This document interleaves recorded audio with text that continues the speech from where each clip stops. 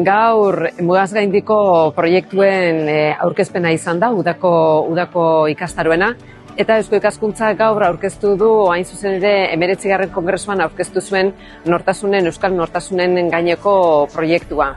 Horretaz gain, interesgarritzat jo dugu esatea kongresu horretatik atera genitula hainbat emaitza, eta emaitza horietako bat izan zela, hurrengo 4 urtetan landu beharreko gaia, hain zuzen ere kohesio sozialaren inguruan eta komunitate berriaren eraikuntzan. Eta proiektu horretan guztiz bat dator nortasunen gaineko proiektuan egindako eta hortik jasotako emaitzak, eta gaur Baionatik horiek aurkeztea benetan hori izan da eta beharrezko.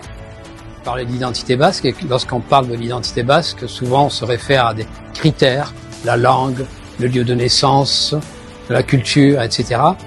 Si l'on prend, par exemple, la langue, on s'aperçoit qu'en Pays Basque Nord, bien 70% de la population ne sait pas le basque du tout. Ça veut dire que la langue ne peut pas être un marqueur, pas plus que le lieu de résidence. Il faut trouver autre chose.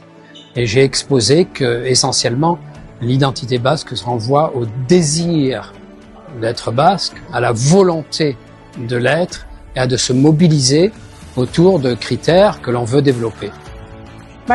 Sarri aipatuko du pixka bat kulturaren arlotik nola ikusten aldiren identitateak, nola diren lehenik, gero zer bilakatzen aldiren, eta identitate horiek bilakaera hortan sortzen aldituzten arazoak ere, edo krispazio puntuak ere aipatuko ditu.